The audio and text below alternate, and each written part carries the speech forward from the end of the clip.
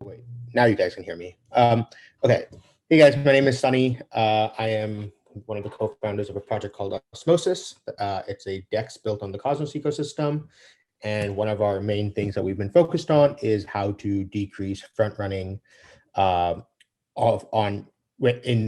new L1s. And yeah, so I've been thinking about MEV for a long time. I think I initially started thinking about it with the Flashbots team like last summer. And so part of what I've been doing is like thinking about how to like classify MEV and how to like approach, different. I feel like this MEV terminology is just very broad and covers a whole swath of different kinds of things. And so I wanted to kind of dive deep into figuring out how to like classify it, and then with each sort of category of MEV, what kind of solutions are possible, and then just come up with a model for how to think about solutions. So to start off, I just want to get one thing out of the way. MEV stands for minor extractable value, but really it's proposer extractable value. Thank you, Phil, for end of time, we're always going to have to start every single presentation with this caveat. But yeah, so, as systems switch towards proof of stake, we don't have miners anymore, but we have proposers, but really it's the same sort of thing. It's whoever is the block proposer has some ability. And so how are we defining MEV? I like to think of it in terms of proposer powers. So what unique powers does a block proposer have that they can single-handedly execute? So, obviously it depends a little bit on the protocol, right? Like, different protocols, block producers have different powers, but, we can talk a little bit just about some of the generalized ones that are pretty common throughout most protocols. Obviously, some protocols will have more, some will have less, but, some of the most common ones. One of them that comes up often is the mess with the timestamps in their block proposal. So in many protocols, so including Bitcoin and Ethereum and many protocols, in a distributed system, you often need some form of decentralized clock. And we often use the block proposers as a sort of oracle into wall clock time.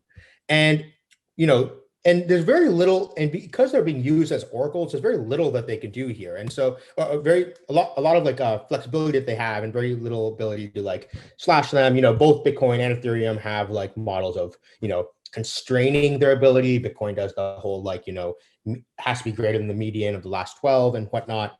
But with this, you can pull off a lot of different sort of attacks. There's randomness manipulation. So if you remember back in Ethereum a couple of years ago, when everyone started using like timestamps as sources of randomness, and that was just like a terrible idea. But the fact that a miner could mess with the timestamp and win a lottery or something, that is a form of MEV because it is a type of power that the block proposer had single-handedly. There's also attacks like time jacking, where like, if you mess with the timestamps, you can like, screw around with the consensus protocol a bit. And how you can solve this, one way of doing it, this is something that we do with Tendermint, is we use some, there's the application layer solution, which is like, you stop using time as a randomness source. But then there's also protocol layer solutions. And this is what we do in Tendermint. It's called BFT time. So the idea is basically, you have every validator, because Tendermint is this like BFT system where every validator contributes votes, you can have every validator give like, hey, this is what I think the time is. And so even if you have the block proposer who, has some weird time that's completely out of band with everyone else, as long as you take the weighted median of all the votes, you'll end up with a BFT time that is more accurate than just depending on the block proposer themselves. So what is something else block proposers can single-handedly do? You can do consensus vote censorship, right? So I would consider selfish mining and all the like the things that come from it, feather forking and all these kind of things as types of MEV, because this is still a power, the ability to censor other validators' votes and not build on top of them is still a power that a single block proposer can have. What else can block proposers do?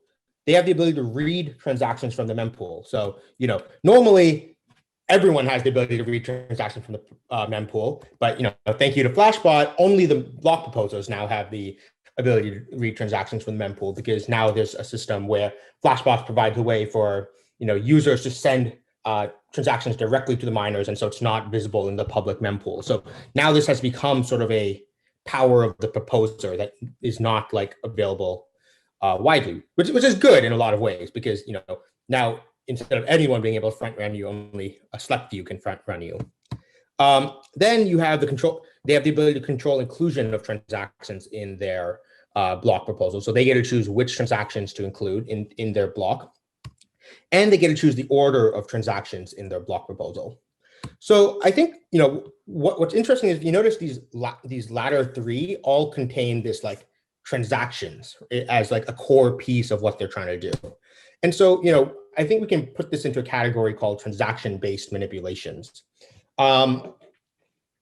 So within transaction-based manipulations, I think there's a lot of there's further subcategories. There's censorship manipulation and ordering manipulation.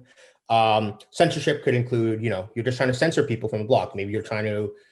Maybe they have to close a payment channel or something, and you're trying to censor them. That would be if you could do that successfully, that would be a form of MEV, because there might be a way to profit off of that as well.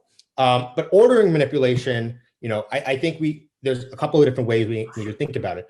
So we'll build it into this like sort of quadrant. So we'll start with things that are based on other transaction data. So you have relative ordering. So this is what normal front running is, where you see like someone else's transaction and you do something with it. So in traditional finance, front running would be you see someone's trying to place an order, and that for a large amount of shares, and you put your order right in front of them, and then sells right after them, and you can profit off of this. This is called a sandwich attack. In a blockchain, it's very similar, where there's a bunch of transactions in the mempool, and then the block proposer can say, hey, I can read Alice's transaction and I want to do something with it, so I'm going to go ahead and add my transaction to the mempool, and then make sure my transaction comes in front of Alice's because I wanted to do something off of that. Yeah, and then there's also what I'd call absolute ordering, where it's dark forest attack style things. This is basically, it was written by Dan and Georgios almost a year ago, I guess. And the way this forms is basically, you can assume that you can simplify it and say, hey, here's a reward for the first person that can show a solution to a puzzle on chain. And that puzzle could be, it's vague. It could be an exploit that's possible, or it could be, there's many different things that it could be. But, what would happen is Alice figures out the solution. She goes ahead and submits the solution to the mempool. Sikka can now, which is a block proposer, can now go ahead and see it, read the transaction, add their own solution, and then make sure their solution comes first. And so the difference between why I categorize these as two different things about relative ordering versus absolute ordering. Relative ordering has to do with positioning relative to another transaction. So in that case, the block proposer, their goal is to be right before Alice's transaction or right after Alice's transaction. In absolute ordering, they don't really care about where in the block that they care about the position in the block. They don't care where they are relative to Alice's transaction. So why that's important is they could just go ahead and remove Alice's transaction altogether. And if they don't include Alice's transaction, but they still go ahead and put their transaction as the first one in the block, they still have successfully executed the dark forest attack, which is why I think it's worth separating these two. One requires inclusion of Alice's transaction while the other one does not. And so you'll notice that, this is based off of reading other people's data. And both of these attacks come from the ability to read transactions from the mempool. And so the solution to this, or one solution to this, is you have encrypted transaction in the mempool. So, at a high level, what would happen is Alice would go ahead and submit a encrypted transaction. All the transactions in the mempool will be encrypted. The block proposer will create a block. All the validators will commit and finalize on a block. And then some sort of private magic will happen, and the transactions will get decrypted and executed. And at this point, it is too late to do anything about it because they've already been committed and they must be executed in that order. There's many ways of doing this encryption, which is not sort of, I actually gave a talk at a previous MEV roast about like sort of comparing the trade-offs of all of these, but I'd say the three main ones that I'm aware of right now are trusted hardware, time lock encryption, and threshold encryption.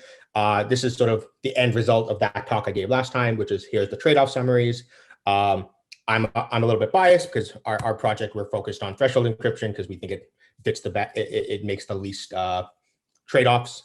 But so yes, assuming if you use any of these solutions, if you're able to remove the ability to read transactions from the mempool, you've solved sort of both of these sort of attacks. But there is like another type of ordering manipulation where it's not really based on anyone else's transaction data. And so what I mean by that is, what if like the puzzle was so simple that Sikka didn't need to copy anyone else? We just knew the solution ourselves. So it's like $5 to the first person that can answer 2 + 2. And there could be all these solutions in the mempool that are all encrypted, and the block proposer doesn't need to be able to read these solutions because we're not that dumb. We know the answers for. And we can always guarantee, because of our ability to choose ordering in a block, we can always guarantee that we will be the first one in the block.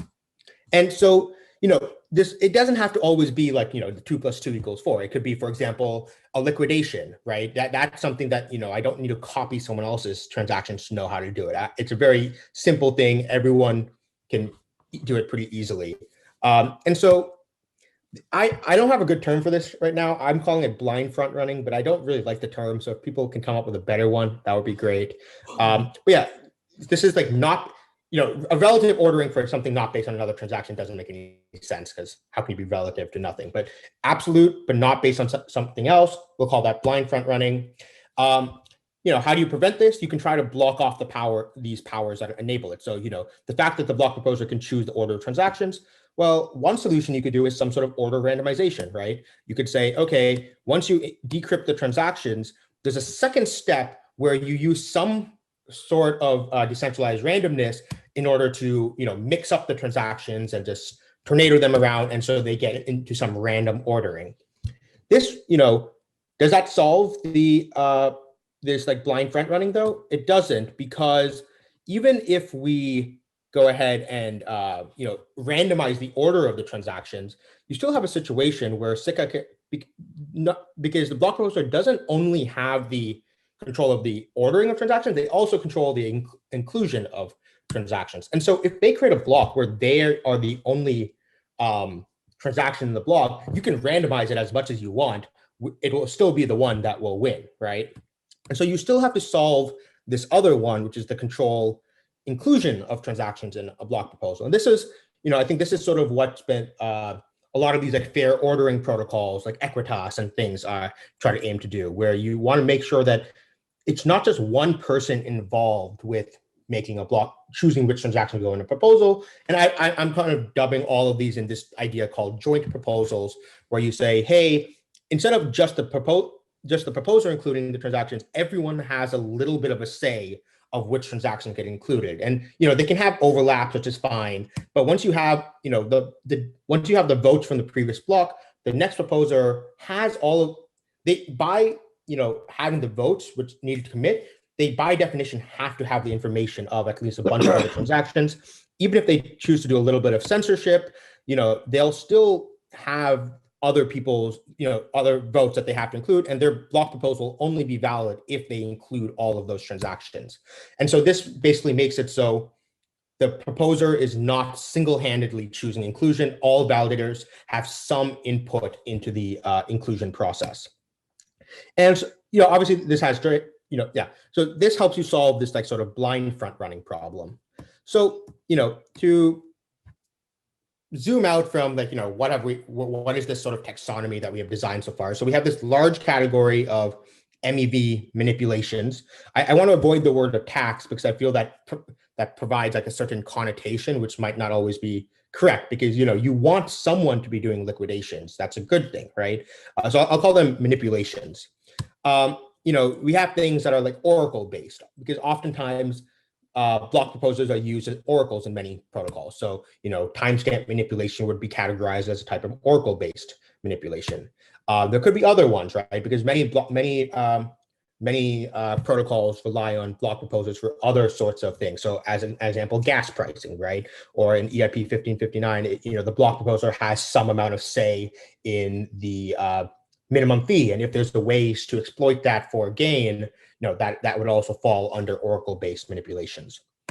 Next would be consensus-based, where block proposer are obviously a very important piece of the consensus protocol. And so this is what, where like the vote censorship and the, selfish mining kind of stuff would fall under that category.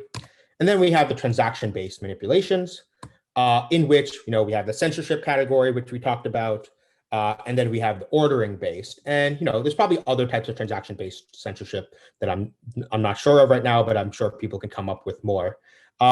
Within ordering based, you have the type that is based on other transactions. So this is requires the ability to read other people's transactions, and then you have the type that's not based on other people's transactions. And then finally, within the based on other transactions, we split it up into absolute ordering versus relative ordering. So the relative ordering would be what we term front running. Absolute ordering would be what we term dark forest. And then when you're not trying to be based on someone else's thing, it's called blind front running. And within the blind front running, I'm sure there's a whole swath of things to talk about. What are we talking about? Liquidations? Are we talking about, there's all these different things that fall into blind front running. So I think that's gonna, if you zoom into there's an entire subtree of categorizations that can be done that will probably be interesting for someone else to dive into further. So my project, we're focused mostly on preventing the adding mempool privacy. So we're trying to really focus on solving everything that's under that based on other transactions tree. But I think a lot of the stuff that has to do with auctions and MEV auctions and things like that are really trying to solve a lot of the problems that happen in that blind front running category.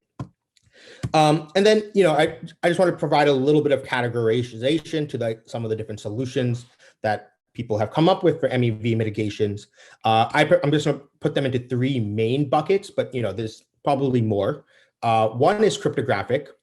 The second is threshold based, which makes a little bit of sense because blockchains are crypto distributed systems. So obviously it makes sense that your solutions will usually be cryptographic or distributed in some based. And then there's also application specific ones. So, from the examples that we went over in today's presentation, some examples of cryptographic mitigations would include things like randomness, right? So for the order randomization, you have some sort of randomness, whether it's from a VDF or some sort of threshold key, which, I guess if it's from a threshold, it's somewhere in between cryptographic and threshold based. But yeah, that would be a cryptographic solution. Time lock encryption is a type of cryptographic solution to the mempool privacy. And then I'm sure, if you want to get really into it, you can design various brand new types of state machines that are use snarks and MPC that mitigate MEV in a way that's very different than the state machines that we're currently used to anyways. Then you have the threshold base, and within that we have examples like the BFT time, where you're saying, hey, the proposer doesn't get to choose, all validators get to choose. You have threshold encryption, where you say, hey, all the validators have to contribute to decrypting these transactions. You have the joint proposals, right, which is the way of allowing for inclusion. And this is really interesting because I think, like I said, it's kind of my own definition I posited at the beginning, where MEV refers to the types of manipulations that a block proposer can single-handedly do. And if you take that as the definition, the idea of these threshold-based solutions are, you say, try to take these powers that only the block producer has and try to decentralize them across your entire validator set. And so you're basically trying to move these powers to have the same security model as your consensus system as itself. So with threshold encryption, you require only 2/3 of your validators have to come together to decrypt a proposal, to decrypt the transactions. And so you make that follow the same security model of your proof of stake chain itself. And obviously, what you need to do is now figure out how to add slashing conditions for each of these. For threshold encryption, we've come up with a lot of different slashing conditions that seem to work well. The Tenderman core team has come up with a lot of slashing conditions for BFT time to make it work pretty well. I'm sure a lot of the people who are working on fair ordering systems have come up with things for joint proposals, but I think that's one of my main issues with a lot of the fair ordering protocols is I don't understand how the slashing conditions work. And so I think that's something that's important to be figured out.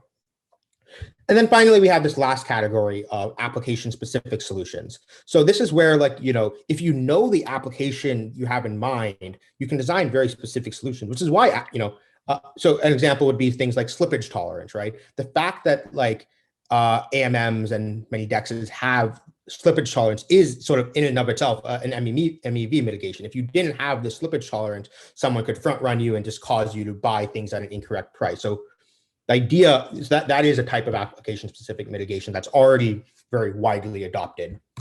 You have batch execution, right? Batch execution is, a form of how do you do DEXs and you provide more fair pricing for everyone. So, yeah, and then that shouldn't say liquidity. That should say liquidity stability pool. So the liquidity protocol, one of the cool things that they did in their thing was they said, hey, in MakerDAO, the auctions, the liquidation auctions are way too weird and too subject to MEV. And so what they did was they said, hey, we're going to build into our protocol a stability pool that provides like fair access to liquidation revenues for everyone who helps deposit into it. And so that's also another example of a application-specific mitigation.